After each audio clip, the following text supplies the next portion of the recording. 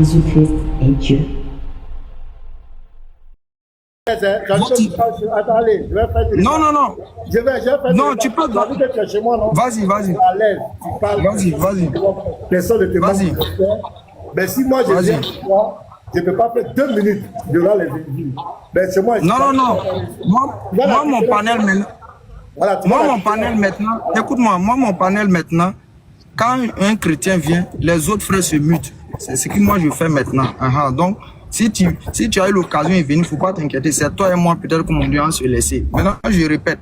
Tu as dit tout à l'heure là, au jeune frère, donnant l'impression que c'est Dieu qui s'est dépouillé lui-même par-ci par-là. Maintenant, je répète encore.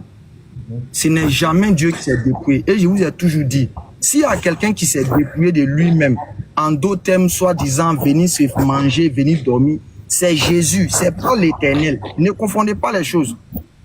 Donc, si tu veux, on enclenche l'échange tout à l'heure dessus. Vérifier si c'est l'Éternel ou bien c'est Jésus qui s'est dépouillé lui-même. Tous les versets où vous prenez, moi, je ne suis pas contre ça. C'est Jésus qui fait ça, c'est pas Dieu. Donc, je t'attends. Ok, maintenant, selon la Bible que tu as lue là, est-ce que l'existence de Jésus a commencé par Marie? Je précise, mais ce n'est pas l'existence de Jésus seul, c'est l'existence de toutes les créatures qui existaient dans la présence de Dieu. Je t'ai posé une question. Réponds à ma question. J'ai dit, est-ce que selon la Bible, est-ce que l'existence de Jésus a commencé par Marie? Est-ce que l'existence a commencé par les 33 ans de vie sur terre, selon la Bible? Maintenant, je me répète encore. Je dis, l'existence de toutes les créatures, sans exception, y compris Jésus, était là avant leur apparition physique, dans la présence de Dieu. La seule différence que, écoute maintenant, laisse-moi terminer, la seule différence que c'est pour Jésus qui a été mis en avant, qu'il est venu comme ça, il est venu comme ça. Sinon, si on prenait le cas de Marie, il aurait des informations. S'il y avait la Bible, il aurait des informations sur Marie pour dire que Marie existait comme ça, comme ça, comme ça, comme ça. Mais comme c'est Jésus qui était le personnage principal qu'on devait mettre en avant, c'est pour ça que la Bible a fait ressortir qu'il existait ceci, il existait cela. Mais cela fait référence au fait quoi?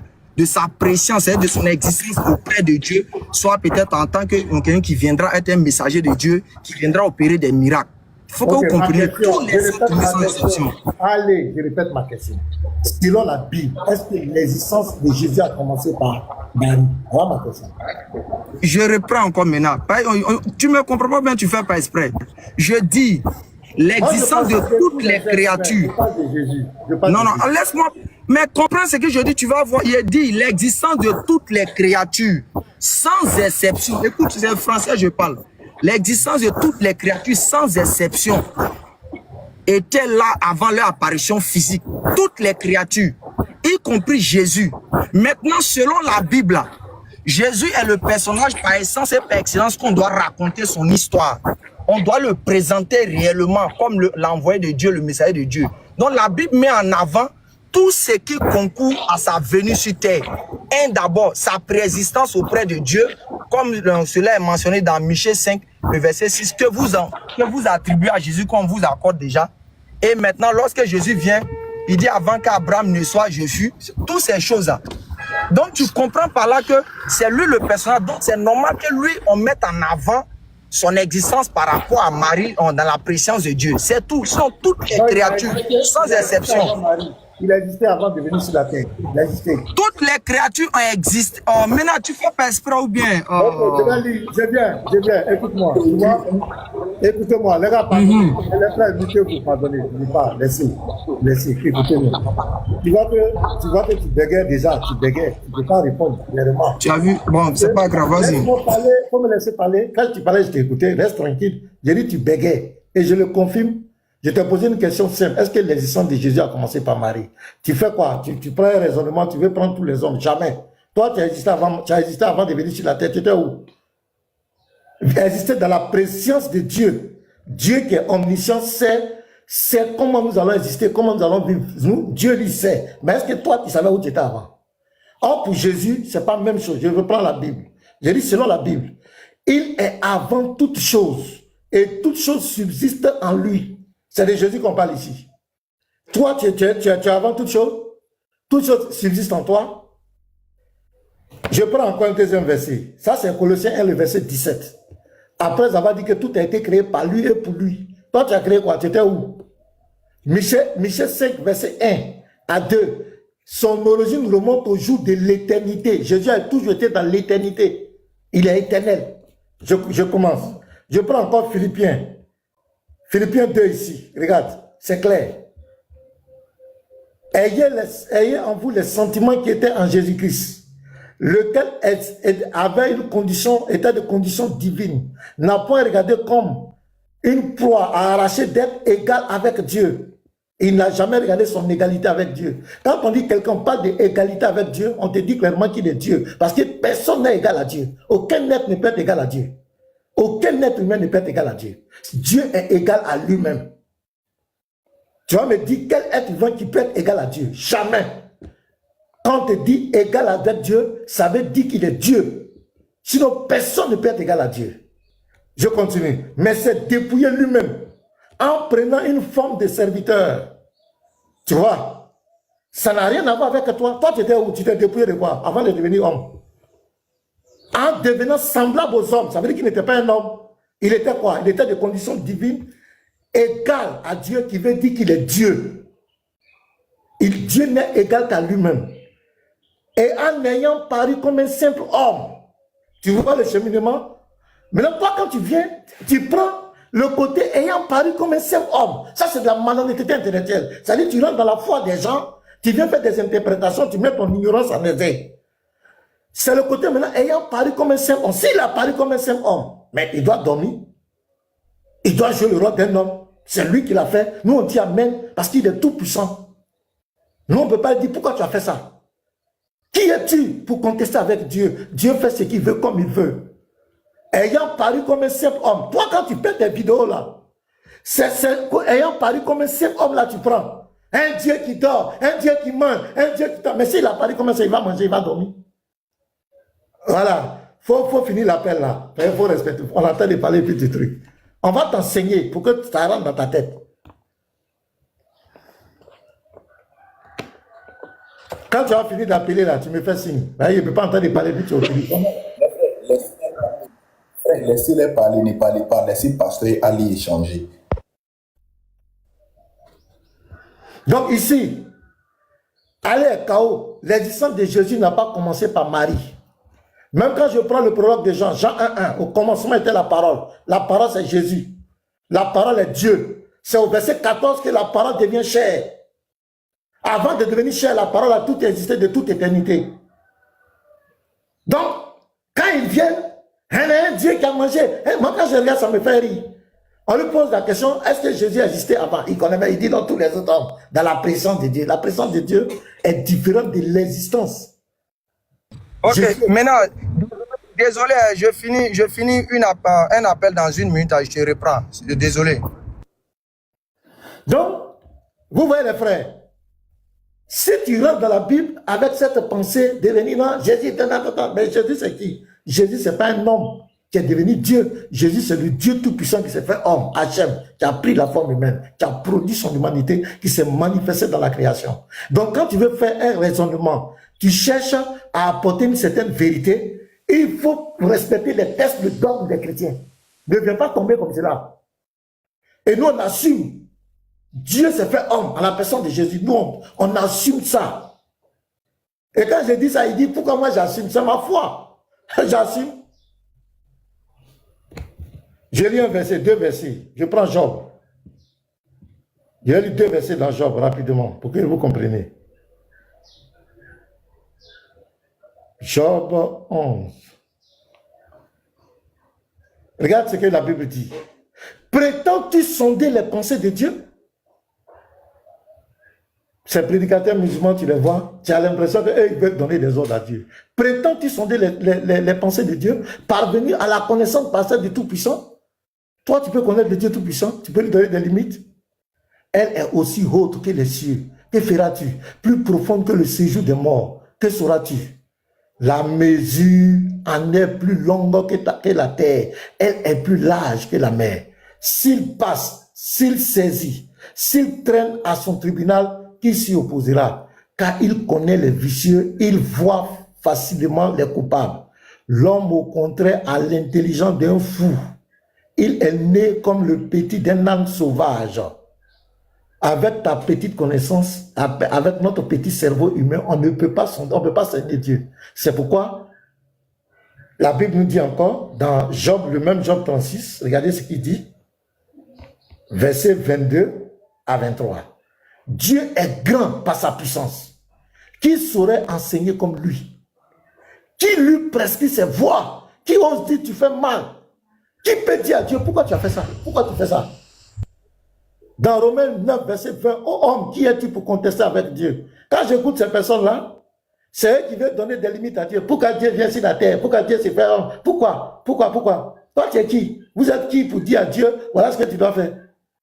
Dieu a demandé à Job, dans Job 38, où étais-tu quand j'ai créé la terre? Tu connais les limites? Qui veut obscurcir mes discours qui veut obscurcir ma voix par des discours sans intelligence? Qui es-tu? Au fait, quand on parle de Dieu, on ne parle pas du Dieu du Coran.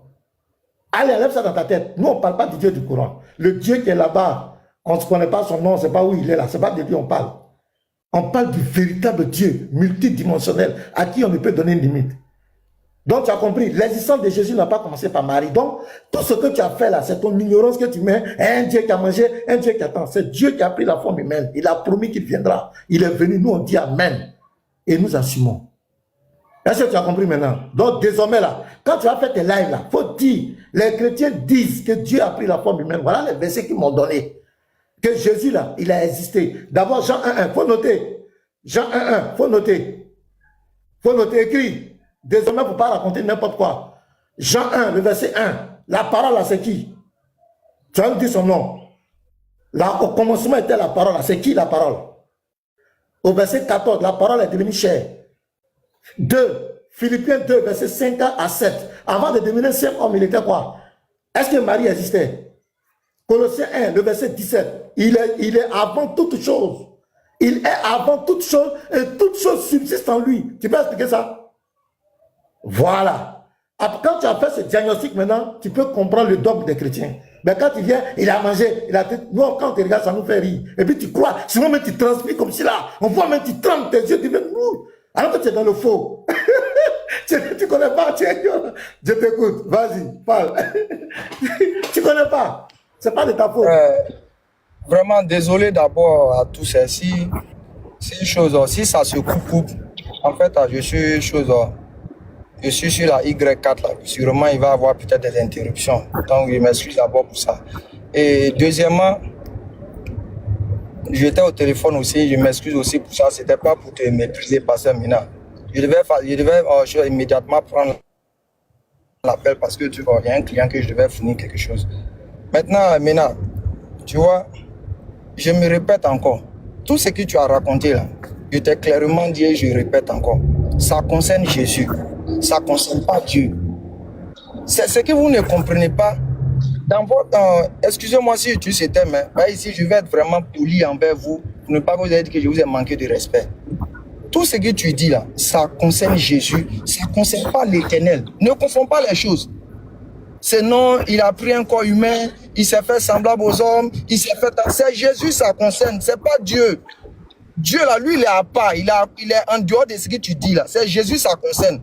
Donc si tu as vu quelqu'un qui s'est transformé, il a en même temps Dieu et puis il a en même temps humain, ça c'est Jésus, c'est pas l'Éternel. Si tu parles de quelqu'un qui dit non, qu'il était à l'origine de l'éternité, c'est Jésus, c'est pas l'Éternel. L'Éternel n'a pas une origine. Dieu n'a pas d'origine. L'origine commence. Dieu fait venir l'origine à l'existence, mais Dieu n'a pas d'origine.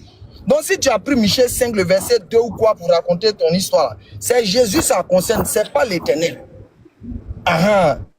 Pour mettre fin au débat là, il a dit toi et moi là, pour mettre fin au débat là, j'ai toujours dit, il n'y a aucun chrétien jusqu'à la fin du monde qui peut prendre les propos de Jésus et puis débattre sur la divinité de Jésus et puis s'en sortir. Ça n'existe pas. S'il y a ce chrétien qui est né là, je jure par celui qui détient mon âme, moi je vais me convertir. Il n'y a pas. Pourquoi? Parce que quand on interroge Jésus là, le débat prend fin. tu vois, même si je vais dans ton sens où tu as pris... j'aimerais qu'on se donne du temps, quoi. Il faut que je donne du temps pour ne pas, quand j'ai parlé, arrivé un moment, ils m'ont dit non, on doit te muter. J'aimerais qu'on fasse ça, ça sera très important. Je ne sais pas si on peut faire ça maintenant. Genre, tu me donnes un temps, je parle, parce que j'ai parlé peut-être 5 minutes, toi peut-être tu as parlé 10 minutes, peut-être j'ai parlé 10 minutes, tu as parlé 5 minutes, c'est pas intéressant. Donc, je ne sais pas si on peut faire ça. Ok, vas-y. Donc, tu as déjà pratiquement 5 minutes. Hein. Donc, tu veux combien de temps? Non, ça dépend de toi. Donne ce que tu veux, si ça peut m'arranger. Ok, il n'y a pas de souci. Ok, il n'y a pas de souci. Ok, donc comme je disais, si on prend les propos de Jésus, ça met fin au débat entre le musulman et le chrétien. Parce qu'aujourd'hui, la plupart de tout ce que mes parents chrétiens disent, parlent de Jésus, c'est des choses qu'on dit régulièrement sur Jésus. Tous ces versets qu'il a pris pour essayer de faire croire des choses. Non, Jésus a fait ceci, Jésus a fait cela. Mais comment se fait-il que toi, le concerné, tu viens et c'est toi encore, tu présentes un autre Dieu et là, maintenant, on est en face de certains versets. Tu dis non, que nous, pourquoi nous, on laisse ça pour aller prendre autre chose? Mais c'est le Jésus lui-même qui a parlé. Tu as dit, il n'a point arraché égal, d'être égal à Dieu. Et en même temps, toi, maintenant, tu fais une déduction pour dire non, quand on dit égal à Dieu, là, ça veut dire les dieux. Tu sais pourquoi tu dis cette parole? C'est parce que c'est dans ta tête, tu sais que le sens du mot égalité rentre dans le cas de quelque chose de comparatif. C'est quelque chose qui se compare à un autre. Pertinemment dans ta tête, tu sais c'est ce qui se passe. Maintenant, qu'est-ce que tu fais? Tu fais le raccourci et dis, quand on dit n'a point arraché d'être égal à Dieu, ça veut dire Dieu. C'est parce que dans ta tête, tu comprends immédiatement que Jésus est en train de se comparer à quelqu'un d'autre. Ça, c'est un. Deux. Maintenant, j'ai pris le passage avec l'autre là, le Lévite la fois dernière. Jean 5, le verset 19. Jean 5, le verset 19. Le passage, si je me rappelle un peu, là, où Jésus parlait, en vérité, le Fils ne peut rien de lui-même. Il ne fait que voir, faire ce que le Père fait. Tout ce que le Père fait, le Fils le fait pareillement. Maintenant, ton fameux Dieu là-haut, il fait quoi pareillement à qui? Ton fameux Dieu là, il fait quoi pareillement à qui? Jean 17, à partir du verset 5. L'heure est venue, Père, glorifie ton Fils, afin que ton Fils se glorifie. De la gloire qu'il avait auprès de toi. Maintenant, soyons sérieux. Ne vous foutez pas des gens qui ont un cerveau dans leur tête. Ton Dieu, encore dans les cieux, il a une gloire. Je répète et je persiste. Tout ce que tu racontes là, Dieu qui se fait humain, il peut faire comme un humain, il est semblable à humain, il fait ceci, il se fatigue, il peut se fatiguer. C'est Jésus, c'est pas l'Éternel, messieurs. C'est ton Jésus là qui peut faire tout ça là. Être à moitié homme et puis moitié Dieu là, ça concerne Jésus. Dormir et puis ne pas dormir, ça concerne Jésus. Se fatiguer et puis ne pas se fatiguer, ça concerne Jésus. Téter le sein de sa maman, ça concerne Jésus. Grandir, ça concerne Jésus. Né d'une femme, ça concerne Jésus. Ça, c'est Jésus qui fait ça.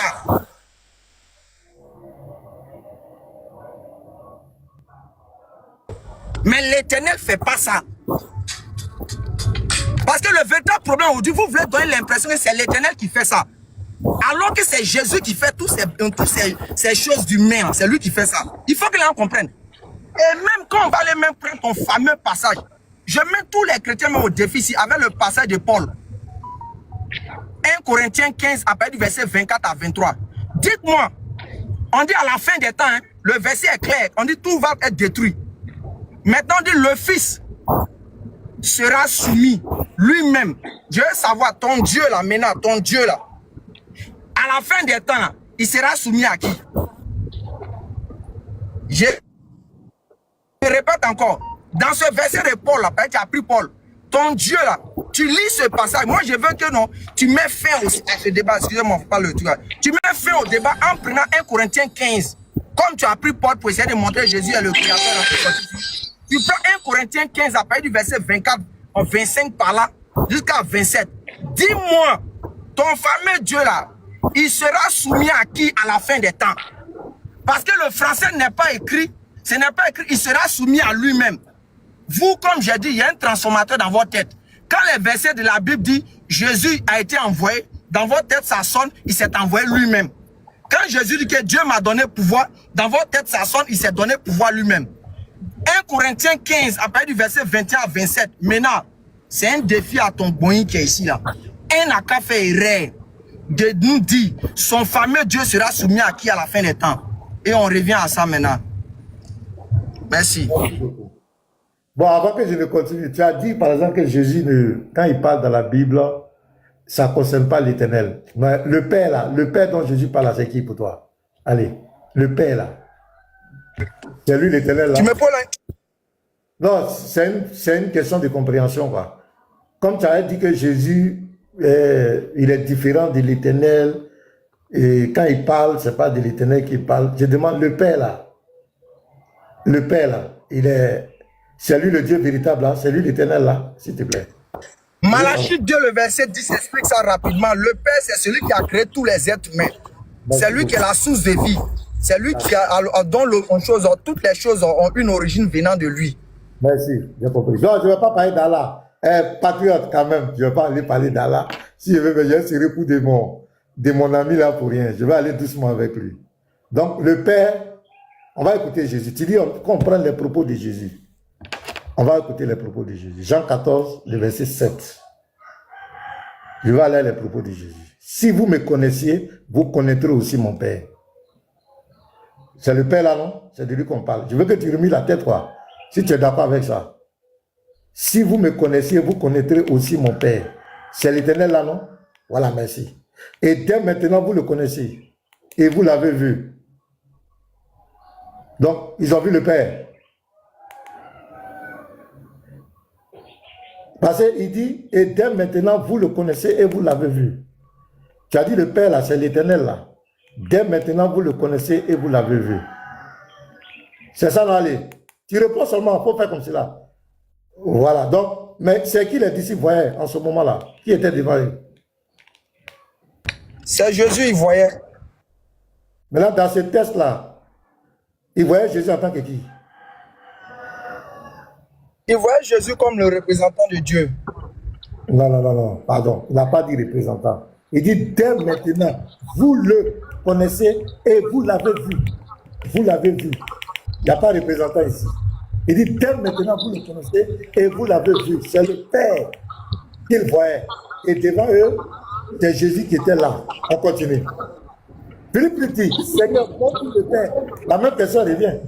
Montre-nous le Père et cela nous suffit. Donc Philippe pose une question directe. Faut te mettre à aller. Ça m'aide un peu. Faut te mettre. Philippe lui pose une question directe. Pour lui dire, montre-nous le Père. Parce que Philippe pose, la question que Philippe pose, c'est ahérissant. Pourquoi? Parce que depuis tu nous as dit, c'est le Père qui t'a envoyé. J'avais la gloire auprès du Père. Le Père qui me glorifie. Le Père est plus grand que moi. Mon Père, mon Père, mon Père, mon Père, mon Père. Et puis un coup tu dis, si vous me connaissez, vous connaîtrez aussi mon Père. Le Père dont je parle là. Et dès maintenant, ça dit à l'instant, c'est pas demain, c'est pas après. Il dit, là où je suis arrêté devant vous là. Dès maintenant, vous le connaissez. Et vous l'avez vu. C'est Jésus qui était devant eux. Et donc Philippe maintenant pose la question. Tu vas voir la question de Philippe. Il y a comme un ras-le-bol. Regarde là, allez. Il dit, Philippe lui dit, Seigneur, montre le Père et cela nous suffit. C'est-à-dire, cela nous suffit. Tu nous embrouilles. On est embrouillé. Quand il dit, cela nous suffit.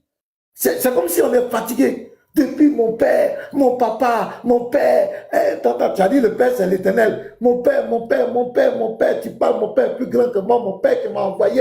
La gloire que j'avais auprès du Père. Glorifie, Père, glorifie ton Fils. Père, Père, Père, Père. Philippe, il faut nous montrer, ça a fini maintenant. Tu es en train de nous mélanger la tête. Écoute maintenant, tu as dit, ce sont les propos de Jésus. Jésus lui dit, il y a si longtemps que je suis avec vous et tu ne m'as pas connu, Philippe. Allez, Jésus lui dit, il y a si longtemps. Philippe voulait qu'on ait dit. Philippe voulait qu'on lui montre qui? Il voulait qu'on lui montre. Il voulait connaître Dieu. Il voulait qu'on lui montre le Père. Il dit, montre-nous le Père. Il veut parler moi. Maintenant, quand Jésus dit, il y a si longtemps que je suis avec vous et tu ne m'as pas connu, Philippe, qui est le Père ici? Qui est le Père? Allez, Jésus, alors, Jésus oui. est le représentant de Dieu ici, venu en Non, débat attends, cette laisse le représentant là. Allons-y. Jésus lui dit, il y a si longtemps que je suis avec vous et tu ne m'as pas connu, Philippe. Il n'a pas dit, je suis le représentant. Il dit, Philippe a posé une question directe. C'est les propos de Jésus, tu veux. Donc moi, je suis d'accord, on va prendre les propos de Jésus. On va voir si tu es honnête. Il dit, montre-nous le Père. Philippe ne voulait pas voir quelqu'un, il ne voulait pas voir un représentant. Est-ce que Philippe a demandé un représentant? Philippe n'a pas demandé un représentant. Il dit, le Père dont tu parles, c'est qui pour me montrer. Il n'a pas dit représentant. Hein? Philippe n'a pas dit montre le représentant du Père. Montre le représentant. Non. Philippe dit, montre-moi le Père. Est-ce qu'on est d'accord allé? C'est le Père que Philippe voulait voir. Vous qui êtes en commentaire, tous les frères, est-ce que Philippe a demandé le représentant du Père? Non. Il dit le Père. Il veut voir le Père.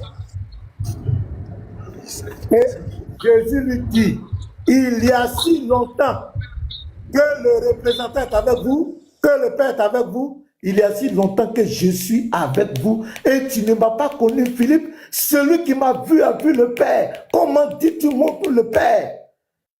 Tu ne peux jamais voir le Père. Tu ne peux pas voir le Père. Même quand on va mourir au ciel, là, tu ne vas pas voir le Père. C'est Jésus que tu vas voir. Donc tu es KO ici, là. Même quand le verset, regarde, verset 10. Ne crois-tu pas que je suis dans le Père et que le Père est en moi? Ne crois-tu pas que le Père et que le Père... Attends, il dit, ne crois-tu pas que je suis dans le Père? Écoute bien, et que le Père est en moi. C'est deux objets qui s'unissent. Donc ici, Jésus est en train de proclamer clairement sa divinité. Il montre clairement aux disciples là. Le Dieu que vous ne voyez pas là, c'est sa face visible qui est devant vous. Le Dieu que vous ne voyez pas, le Père, vous n'allez jamais le voir. Le Père, c'est juste l'éternité. C'est moi qui suis devant vous là. C'est ce qu'il a dit aux disciples.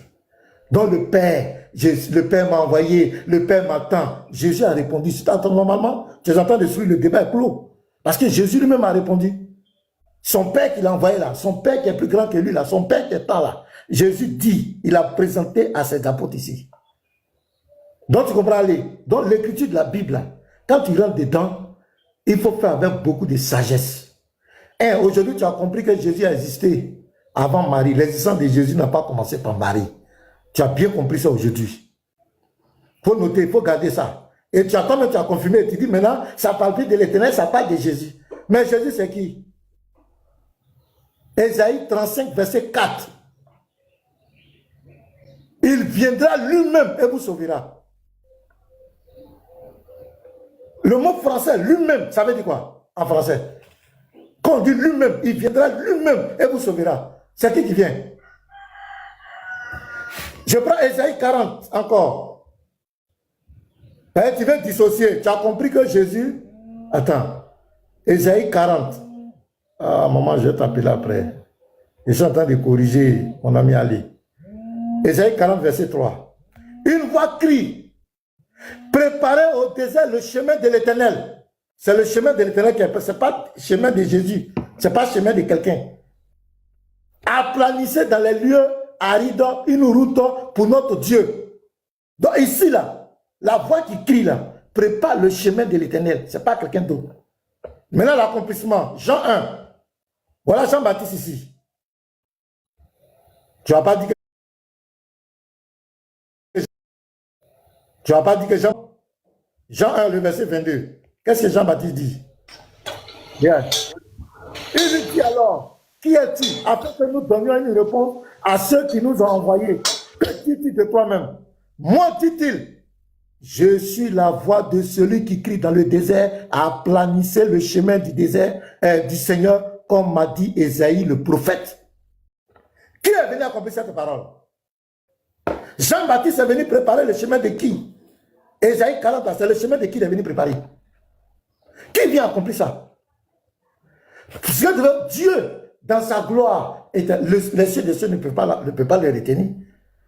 Pour venir accomplir cette prophétie d'Ésaïe 35, verset 4, il viendra lui-même. Ici, le chemin qui est préparé, quand il doit venir là, il faut qu'il prenne le corps humain et manifeste. Il faut qu'il prenne la forme physique. La forme physique pour rentrer dans la création. Donc Jésus n'est rien d'autre que la manifestation visible du Dieu invisible. C'est pourquoi il dit, moi le Père, nous sommes un. Celui qui m'a vu a vu le Père. Il est l'image du Dieu invisible. Le Dieu qu'on son visible, sa face visible que le Fils. Est-ce que tu comprends? C'est comme toi, ton esprit qui est en toi. On ne voit pas ton esprit. C'est ton corps qui est là. C'est la vérité. Il faut comprendre ça. Mais c'est le même Dieu qui dit ça. Donc, allez, je crois que tu commences à comprendre. Tu commences à comprendre et je sais que tu n'es pas aussi truc. Même si ta tête, tu dis que ta tête, tu sais que ta tête. Tu commences à comprendre. Je te donne un autre verset puis je te laisse ta parole. Zacharie, regarde Zacharie, encore ici. Voilà, Zacharie 2, le verset 10. Voilà, Zacharie 2. Le verset 10. Regarde ici.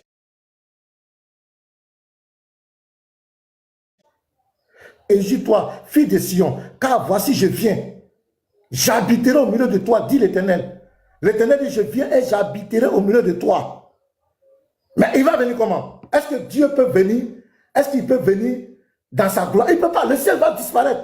Mais pour venir habiter au milieu de nous, comme le dit Jean 1, au commencement était la parole était avec Dieu, la parole était Dieu, au verset 14, et la parole a été faite chair, elle a habité au milieu de nous. Elle a habité au milieu de nous, pleine de grâce. Nous avons contemplé sa gloire, comme la gloire du Fils unique venu du Père. Donc quand il rentre dans la création, qu'il prend la forme, c'est là qu'il devient fils. Il montre sa face visible. Je t'écoute. Allez. On dit ça bug. Attends, on dit ça bug. Regarde, tapoter. On dit ça bug. Je ne sais pas pourquoi. Famille, faites plaisir à Mina, tapotez le live, s'il vous plaît. Tapotez et puis partagez. Mais c'est bon, mais attends, je ne veux pas que tu parles en verlan. On veut t'écouter bien. Il faut qu'on écoute bien ta pensée. Et puis on va te corriger un peu. Les gars, est-ce qu'on entend bien maintenant? Est-ce qu'on entend?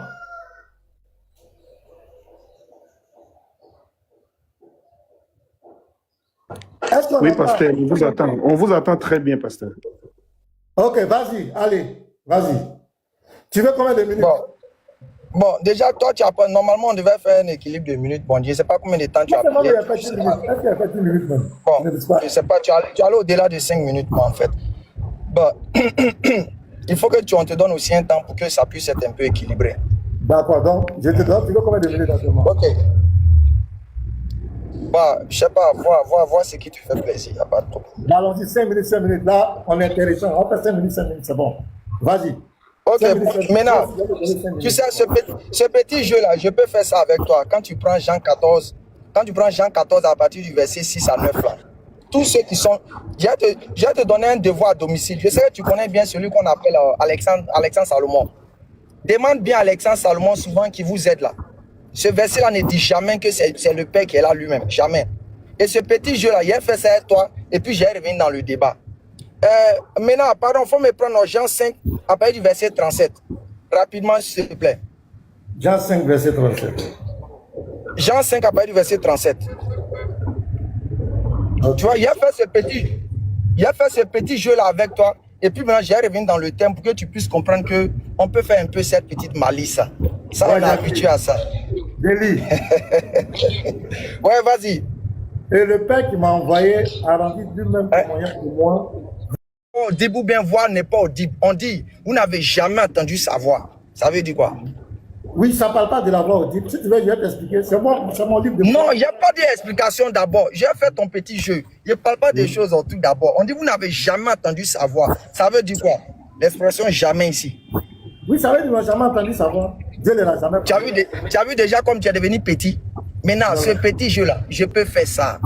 Maintenant, tu peux te muter. Je peux bien faire ça. Jean 5, le verset 37. Je peux bien faire ça. Tu sais pertinemment que Jean 14, le verset 9 que tu as pris, 6 par là, on peut clairement expliquer. Ça fait comprendre que Jésus est l'ambassadeur de Dieu. Donc, dès que Jésus est là, tout ce que Dieu veut là, tout ce que Dieu veut, Jésus le fait savoir aux humains. Tout ce que Dieu ne veut pas, Jésus aussi le fait savoir. Donc, prendre un verset et puis se focaliser sur des expressions et puis essayer de donner l'impression ce que ça va faire ressortir. Tu vois que déjà, tu es devenu petit, tu ne pouvais pas bien parler. Bref, ce n'est pas le thème. Je reviens encore maintenant. Tu as parlé beaucoup pour ne rien dire. Le défi demeure. C'est pas que tu prends toujours pour manifester pour toi, non. Donne-moi, maintenant, dans 1 Corinthiens 15, verset 24 par là, ton fameux Dieu se manifeste. Ton fameux Dieu là, il sera soumis à qui à la fin du monde? Ton fameux Dieu, il dit bien, il sera soumis à qui? Ben, le verset n'est pas écrit. Il sera soumis à lui-même, il sera soumis à sa partie Père. On dit il sera soumis à un autre thème à quelqu'un d'autre. Il faut que tu nous le donnes. Tu donnes ça à tout le monde ici pour qu'il puisse être éclairé. Deuxièmement, je dis et je répète, tout ce que vous racontez, il s'est fait chair, il a pris corps. Ça concerne Jésus. Maintenant, je prends Jean 1.1. Tu as pris Jean pour essayer de distraire les gens. Oh là là, la pub. Pardon. Faut me prendre Jean 1, le verset 29 rapidement. On me fait une pub ici, hein, pour qu'on puisse aller. Tu as pris Jean. On va clore le débat. Jean 1, le verset 29. Hey, les enfants, ça vie. Divinité de Jésus est trop doux. Le lendemain, je peux lire. Vas-y. Le lendemain, il vit Jésus venant à lui et il dit, voici l'agneau de Dieu qui ôte le péché du monde. Oui. Tu as muté. Vas-y. Tu n'as pas déjà un verset 29, je continue. Continue, maintenant, pardon, mon temps est fini. Vous allez me compléter, puis tu as raté. Vient un homme qui m'a précédé quand il était avant moi. Oui. Continue. Je ne le connaissais pas, mais c'est afin qu'il fût manifeste à Israël que je suis venu baptiser d'eau. Maintenant, Jean ne connaissait pas qui? Non, celui qui devait venir là. Mais qui ne le connaissait pas. Qui? Il ne connaissait pas qui? Le texte, il parle de Jésus. Maintenant, Amos 3, le verset 7 dit quoi? L'Éternel Dieu ne fait rien sans révéler son secret à ses pros. Non, tu n'as rien compris. Donc, ton père est fini, tu vas t'expliquer. Il faut te calmer. Attends, j'arrive au bureau, bien s'asseoir, il y a un zouquette encore. Voilà, d'abord, bon, je vais te donner les 5 minutes aussi. Je vais te dire, voilà, je vais te donner les 5. Donc, je mets ça chez toi. Je vais te donner les 5 minutes chez toi. Ça dit que je comprends maintenant ta préoccupation. Voilà, les 5 minutes sont chez toi. D'abord ici, ce que tu prends, le lien que tu fais, avec, comment on appelle, Amos 3 n'a vraiment pas de sens. Je ne sais même pas pourquoi tu lis. Je ne sais même pas pourquoi tu lis. Je ne sais pas, tu peux expliquer aux gens après là. Tu vas expliquer aux gens pourquoi tu lis. Je ne sais même pas quel est le truc. Jean est en train d'expliquer aux gens, il est en train de démontrer la confirmation du ministère du Messie. Et je ne sais même pas pourquoi tu lis. Jean 14, verset 7 à 9, je croyais que tu allais étudier ambassadeur. Ah, donc Jésus est devenu ambassadeur maintenant, quoi. Tu dis ambassadeur. Il fallait prendre le texte pour qu'on te le dise. Jean 5, 35 que tu as pris, c'est pourquoi je t'ai posé la question. Tu ne sais pas à qui Jésus s'adresse. Jésus ne s'adresse pas à toute l'humanité. Il s'adresse à un groupe de personnes. Ce sont les juifs incrédules. Quand on dit vous n'avez jamais entendu sa voix, il parle de l'incrédulité. Vous n'avez jamais vu sa face, ça veut dire que vous ne voyez pas Dieu. La voix de Dieu est cachée devant vous, ce n'est pas physique. Tu ne connais pas. Tu ne connais pas et puis tu ris. Tu connais pas. Ce n'est pas la voix audible. Sinon, je vais te donner plusieurs versets où des gens ont entendu la voix de Dieu. Matthieu 17, verset 5. Lors de la transfiguration, Dieu a parlé. Pierre était là, il a entendu la voix. Tu ne connais pas. Deutéronome 4, verset 15. Les Israélites ont entendu la voix de Dieu. Deutéronome 4, verset 33. Ils ont entendu la voix de Dieu. Deutéronome 5, verset 23 à 24. Ils ont entendu la voix de Dieu. Ésaïe 59, verset 2, il dit, ce sont vos péchés qui vous cachent sa face. Quand il dit vos péchés qui vous cachent sa face, ce n'est pas la face physique. Ça veut dire que vous ne voyez pas Dieu. son exaucement. Donc quand il dit vous n'avez jamais entendu sa voix, ni voir sa face, ça veut dire que vous êtes incrédule. Dieu s'est séparé de vous. Dieu n'agit plus dans votre vie. Vos oreilles sont bouchées, vos cœurs sont fermés. Ce n'est pas la voix audible, ce n'est pas la face physique. Donc tu ne comprends pas. Et puis tu ris. Jean 14, là, verset 7, tu as dit les propos de Jésus. Je t'ai posé la question, tu as balbutié ici. Je t'ai posé la question quand il a dit, montre-nous le Père, cela nous suffit. Il y a si longtemps que tu es KO, tu dis ambassadeur. Est-ce que Philippe a dit, je ne veux pas représentant, je veux voir ambassadeur. Philippe dit le Père. Il faut lire le texte. Et Philippe dit, je veux voir le Père. C'est le Père, montre-nous le Père. Il n'a pas dit son représentant. Tu dis, ce sont les propos de Jésus. Maintenant, Jésus dit, il y a si longtemps que je suis avec vous. Et tu ne m'as pas connu Philippe. Tu es KO. Tu dis ambassadeur. Tu parles d'ambassadeur. Quel ambassadeur? Maintenant, je viens dans ton test. Voilà, je vais t'enseigner. Voilà, 1 Corinthiens 15. Maintenant, là, Paul est crédible. Hein? Maintenant, je vais prendre un autre test de Paul aussi. Tu vas voir ici. 1 Corinthiens 15, le verset 24. Voilà ici. Ce que tu oublies, c'est qu'il ne comprend pas. Jésus-Christ, ce n'est pas un homme qui est devenu Dieu. Jésus-Christ, c'est Dieu qui s'est fait homme. Comme le dit Philippiens 2, le verset 6 à 7. C'est Dieu qui s'est dépouillé, qui a pris la forme humaine. Donc quand il rentre dans la création, les apôtres parlent de ces deux dimensions. Ils vont présenter Jésus comme un vrai homme, ils vont le présenter comme le véritable Dieu. Donc Paul, tu vas voir dans tous les écrits de Paul, Paul présente ces deux dimensions. Donc on va lire. Ensuite viendra la fin, quand il remettra le royaume à celui qui est Dieu et Père, après avoir détruit toute domination, toute autorité et toute puissance. Car il faut qu'il règne jusqu'à ce qu'il ait mis tous les ennemis sous ses pieds.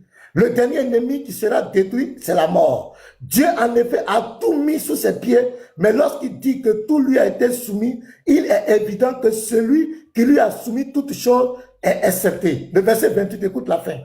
Et lorsque toutes choses lui auront été soumises, alors le Fils lui-même sera soumis à celui qui lui a soumis toutes choses, afin que Dieu soit tout en tous. On ne parlera plus de Père et de Fils. On ne parlera plus de Père et de Fils. Le Fils, c'est une manifestation, c'est une fonction de Dieu dans la création. Quand Dieu prend la forme humaine qui vient dans la création, il joue le rôle de Fils. Quand Dieu est dans l'éternité en tant que Père, c'est lui le Créateur, le Père. Maintenant, on te dit ici qu'à la fin, on ne parlera plus de Père et de Fils, mais il sera uniquement le Dieu Tout-Puissant. C'est ce que le verset dit, c'est pourquoi à la fin on dit, afin que Dieu soit tout en tous. On ne parle plus de Père, Fils, Saint-Esprit. Tu comprends, non? Le Fils, c'est la manifestation physique de la divinité qui est venu jouer un rôle de sauveur. Mais c'est le même Dieu dans son omnipotence qui a la fois Père, qui a la fois Fils. Donc, Paul parle ici, à la fin, on ne parlera plus de cette position de Fils, on ne parlera plus de cette position de Père, mais les deux seront un. Mais encore, je te donne un petit exercice. Romains 9, verset 5. Je vais lire ça. Ça, c'est Paul aussi. Tu réponds aussi à ma question, hein, comme je t'ai fait. Et les promesses, et les patriarches de qui est issu selon la chair le Christ, qui est au-dessus de toutes choses. Tu vas nous expliquer au-dessus de toutes choses, ça veut dire quoi? Dieu béni éternellement. Qui est le Dieu béni éternellement ici? Le Christ qui est au-dessus de toutes choses. Tu vas nous expliquer au-dessus de toutes choses, ça veut dire quoi? Et Dieu béni éternellement, c'est qui? De qui Paul parle ici? Donc je te donne le micro. J'ai répondu, tu réponds pour moi aussi.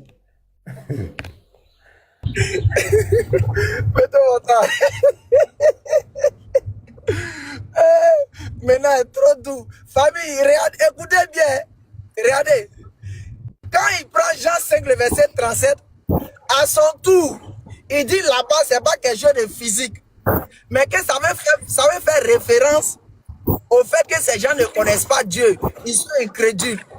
Mais maintenant, quand tu penses aussi que quand dans Jean 14, le verset 9 à 10 par là, tu penses que quand le disciple parlait là, c'est parce que c'est de voir Dieu physiquement comme un être humain, un bras et pied. Non. Jésus est en train de lui donner l'enseignement, de lui faire comprendre que quoi? Lui, sa présence, ça marque la présence de Dieu. Donc tout ce qu'il ordonne, il doit savoir que c'est Dieu qui ordonne. Tout ce qu'il interdit, il doit savoir que c'est Dieu qui interdit. Et quand j'ai parlé d'ambassadeur, j'ai été clair pour que tu puisses faire avancer ta réflexion. L'ambassadeur de Côte d'Ivoire en France, il est le représentant légal, légitime de la Côte d'Ivoire en France. Tout individu, c'est l'ambassade de Côte d'Ivoire en France, c'est la Côte d'Ivoire qui est là-bas. Donc quand on attaque cette ambassade, immédiatement c'est la Côte d'Ivoire ici on attaque. Donc l'ambassade est le représentant légal de la Côte d'Ivoire. C'est ainsi que Jésus est le représentant légal de Dieu sur terre. Donc tout ce qu'il ordonne, c'est ce que Dieu veut. Tout ce qu'il interdit, c'est ce que Dieu interdit. Hein? À ton tour là-bas, Jean 14, verset 9, ça ne signifie pas quelque chose qu'on doit comprendre spirituellement. On doit comprendre ça physiquement, charnellement. Arrêtez d'être malhonnête. Quand tu prends Jean 5, le verset 37, c'est là-bas que maintenant ça veut dire non, s'ils sont incrédules, ils ne connaissent pas Dieu. Là-bas c'est écrit, ils n'ont jamais entendu sa voix, ils n'ont jamais vu sa face. Pourquoi tu ne prends pas ça au sens littéral? Et puis tu demandes soi-disant expliquer ça spirituellement. Et maintenant, il s'en prendre 1 Corinthiens 15 là-bas pour venir distraire les gens. Que ça part de, il va s'unifier. Toi tu penses que c'est une affaire de Naruto quoi. Tu penses que c'est une affaire de Naruto. Le verset est clair maintenant. Tu ne peux que tromper les aveugles. Sinon là, tu ne peux pas tromper ceux qui ont la tête dans qui ont le cerveau ici. On dit clairement, quand tout sera fini là, le Fils lui-même, le Fils lui-même sera soumis à celui qui lui a soumis toutes choses. Toi, tu peux tromper ce verset. Tu ne crois pas à la Bible maintenant. Excuse-moi, tu es un mécréant de la Bible. Parce que si tu crois à la Bible, le débat finit avec un Corinthien. C'est dans le ciel. C'est écrit dans le ciel, noir sur blanc, que ce fils sera soumis lui-même. C'est du français. Ce n'est pas écrit, le fils sera soumis à lui-même. On dit le fils sera soumis à celui qui lui a soumis toutes choses. Et même quand tu remontes au verset, tu remontes un verset un peu plus haut, on dit, lorsqu'on dit que toutes choses ont été soumises là, il est accepté que Dieu, on dit Dieu n'est pas dedans. Tu vas tromper qui même? Tu veux tromper qui, monsieur? Tu trompes personne ici. Maintenant, tu me dis quelque chose. Le Dieu béni qu'on parle là, c'est qui? Le Dieu béni dont on parle là. Tu prends 1 Corinthiens 11, verset 3. Bon. J'ai dit, et les promesses, et les patriarches, et de qui est issu, selon la chair, le Christ, qui est au-dessus de toutes choses. Tu vas nous expliquer au-dessus de toutes choses, ça veut dire quoi? Virgule, ça continue, on continue de décrire la personne. Dieu bénit éternellement, amen. C'est ce que je te demande. Au-dessus de toutes choses, ça veut dire quoi? Ok, premièrement, au-dessus de toutes choses, un prophète là, il est au-dessus de ce que les choses sont sur la terre. C'est-à-dire, quand tu vois les trucs sur la terre, là, un prophète, il est au-dessus de ça. Pourquoi? Parce que Dieu l'a pris comme son mandataire légal. Écoute-moi bien, Dieu l'a pris comme son mandataire légal. Donc un prophète, il peut être au-dessus de toutes choses. Dieu a les choses, il n'est même pas au-dessus de ça. Ça ne le concerne pas. C'est les créatures que ça concerne. Je reprends encore maintenant. Tu dis Dieu béni éternellement, ça signifie quoi? Tu prends 1 Corinthiens 11, verset 3 est clair. On dit Dieu, on dit Dieu est le chef du Christ. Maintenant, en français, Dieu est le chef de Christ, ça signifie quoi? Tu dois expliquer. Maintenant, je reviens maintenant à les paroles de Jésus. Maintenant, on revient maintenant par rapport à Jean. Mais il rit pourquoi le vieux là? Non, tu parles dans mon temps, mais maintenant, tu fais ça pourquoi? Mais il faut rire derrière ton micro. Tu parles, ton micro n'est pas mutué, tu ris dans mon temps. Oh là là. Arrête de pleurer, toi tu ris aussi. Le temps, non, tu vois, c'est pas sérieux ce que tu fais là. Il veut pleurer. Normalement, si tu veux rire là, maintenant, normalement, si tu veux rire là, normalement, si tu veux rire, tu dois te muter et puis tu ris derrière. Allez, tu vois. Allez, dis que au-dessus de toutes choses, qu'un prophète est au-dessus de toutes choses. Donc Mohamed, il est au-dessus de toutes choses. Hein? Non, mais allez, pourquoi vous êtes des comédiens même comme cela? Hein? C'est pas facile. Moi, je suis en train de t'expliquer.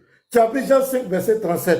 Je t'explique le contexte. Chaque verset de la Bible a un contexte. On ne peut pas mélanger les choses. Voilà. Dans Jean 14, là, verset 7, et si tu as ça dans ta gorge, tu ne peux pas. C'est ton chaos qui est là-bas. Parce que tu as dit, tu veux les propos de Jésus. Les propos sont clairs. Jésus a parlé de façon claire. Et c'est lui-même qui a envoyé le débat.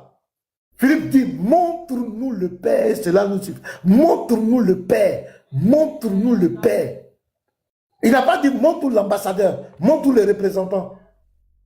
Jésus dit, il y a si longtemps. Même Patriote, il a confessé. Patriote a reconnu que c'est le Père. Jésus est le Père. Dans le verset, sois honnête. Patriote a reconnu ça.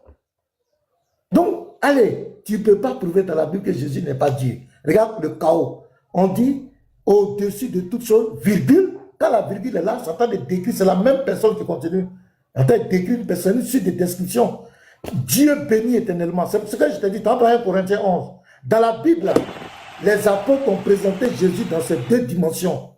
Puisque Jésus, c'est Dieu qui est devenu un homme. Ce n'est pas la comédie. Les apôtres prennent en compte son rôle d'homme qu'il a joué sur la terre. Mais les apôtres aussi prennent en compte qu'il est le Dieu tout-puissant.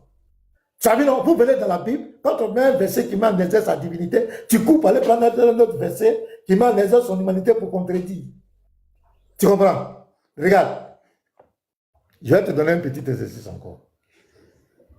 Tu as vu, non? Allez, Jean 20. Jean 20, le verset 28. Tu vas me répondre ici. Allez. Thomas lui répondit, mon Seigneur est mon Dieu. Mon Seigneur est mon Dieu. Je veux que tu me répondes. Qui est le Seigneur et le Dieu de Thomas dans ce verset? À qui Thomas s'adresse? À qui Thomas dit, mon Seigneur est mon Dieu? Qui est le Seigneur de Thomas? Qui est son Dieu? Jésus, parce que tu m'as vu, tu as cru. Heureux ceux qui n'ont pas vu et qui ont cru. Ici, là, c'est ici que Jésus devait mettre fin au débat. Thomas, c'est un Israélite.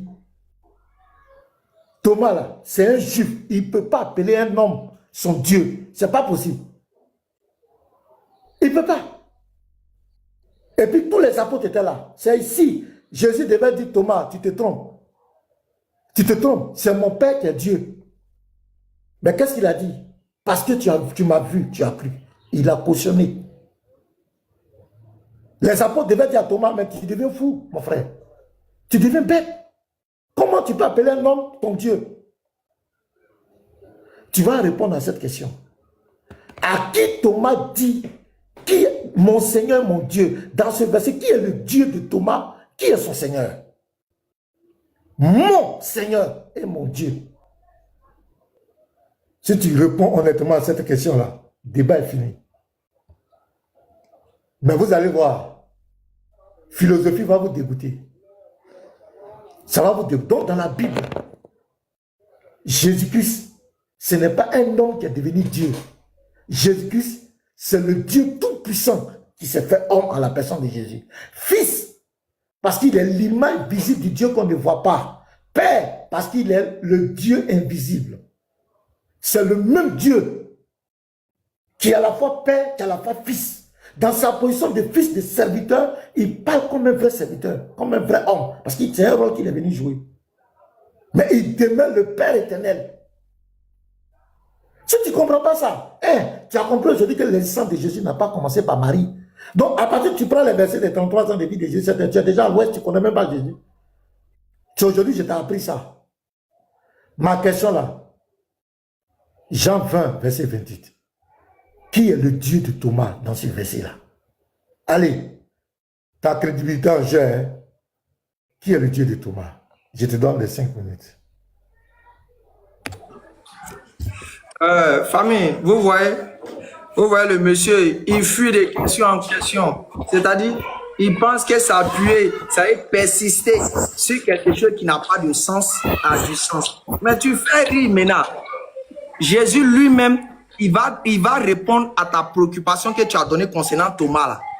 Écoutez bien, remontons au verset 17. Tu vas comprendre. Écoutez-le bien. Quand il a parlé, il dit quoi? Il dit quand Thomas dit mon Seigneur, mon Dieu, il veut faire comprendre quoi? Il veut dire non que quand Thomas utilisait mon Dieu, ça fait référence à celui qui l'a créé, son Seigneur, en d'autres termes, son Créateur. On va remonter au verset 20. Toi, tu es un comédien, toi là. Jean 20, le verset 17. Tu vas comprendre le Dieu là, c'est qui? Tu n'es pas prêt. Va te former encore. Jean 20, le verset 17. Jésus lui dit, ne me touche pas, car je ne suis pas encore monté vers mon Père. Il fait comme toi aussi maintenant. Mon Père. Ça veut dire quoi? On continue.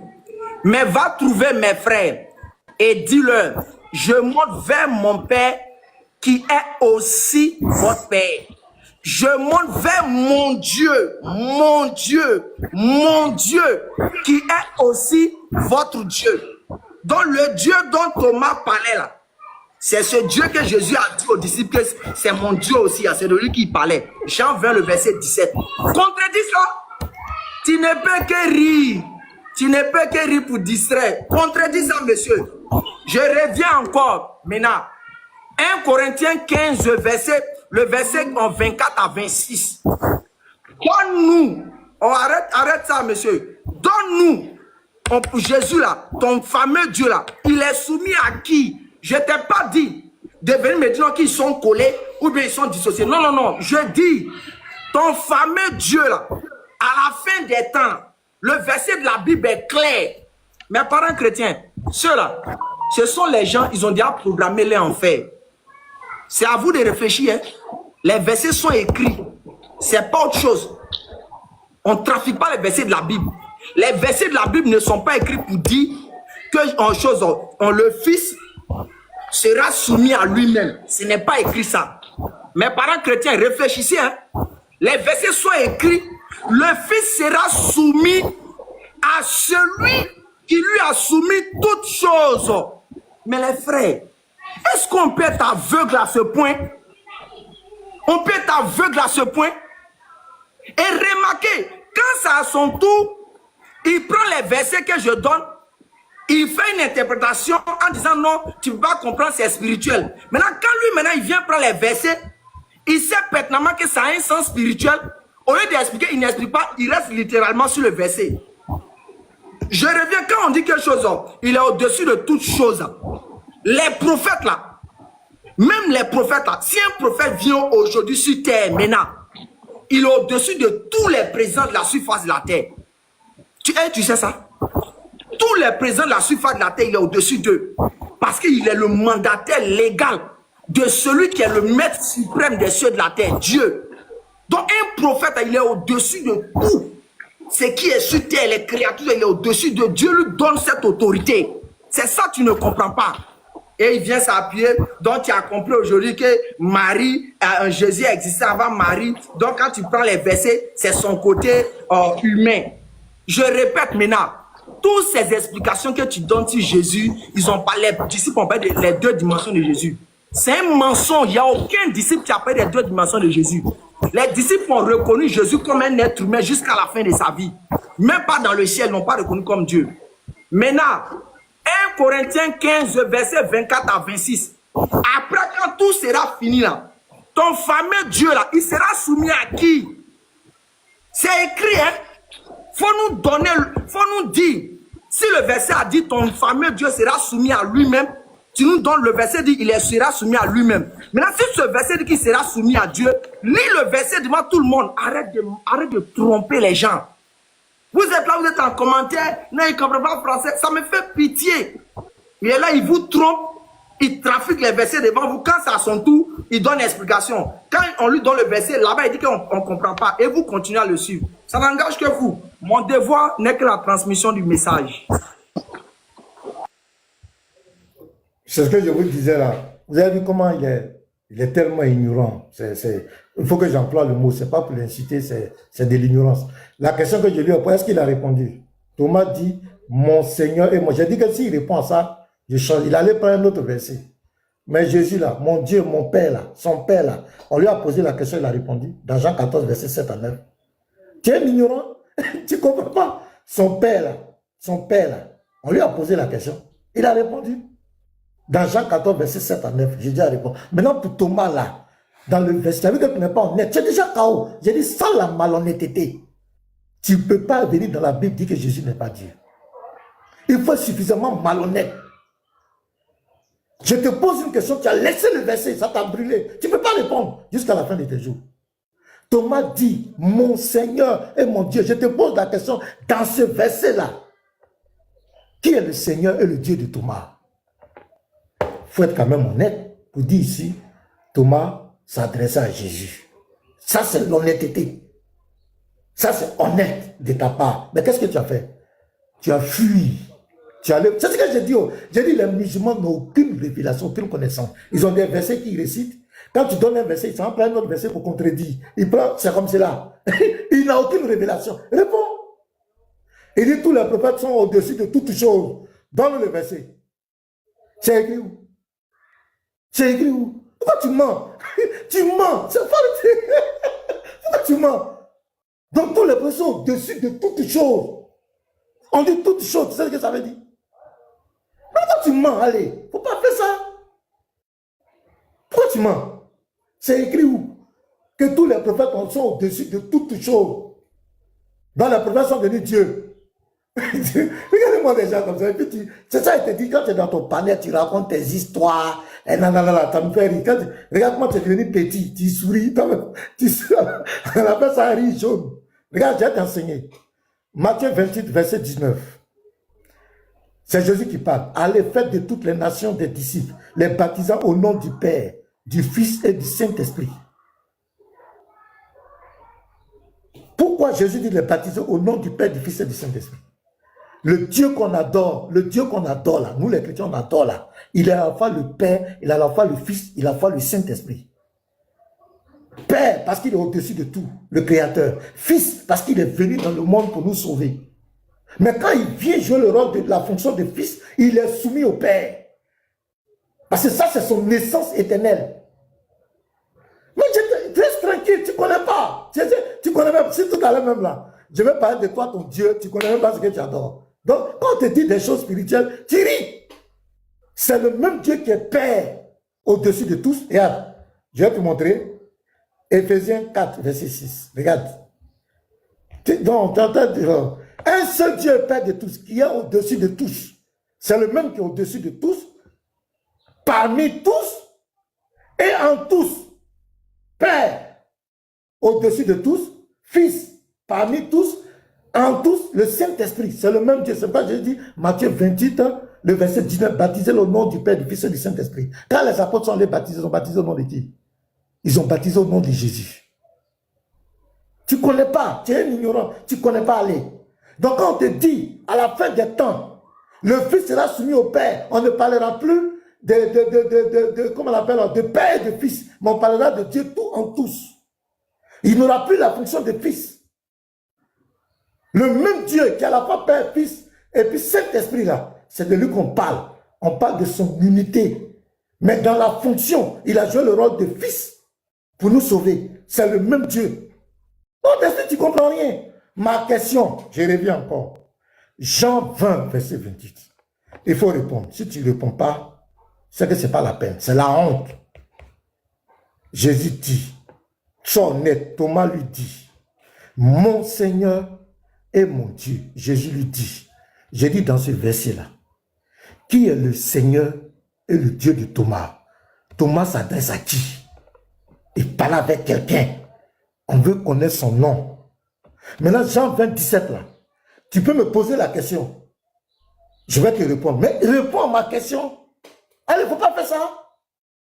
Parle, tu cries, cries, cries. Les chrétiens ne sont pas intelligents. Les chrétiens sont comme ça, tu es devant moi. Réponds à cette question. Thomas lui dit, mon Seigneur et mon Dieu. Jésus lui dit, qui est le Seigneur et le Dieu de Thomas dans ce verset? Réponds à ma question, s'il te plaît. Réponds. Tu as mis hein? Demi-toi. Famille, le vieux là, il est fatigué. Je vous l'assure. Regardez, hein. Regardez bien. Quand c'est à son tour, écoutez bien. Quand il s'en...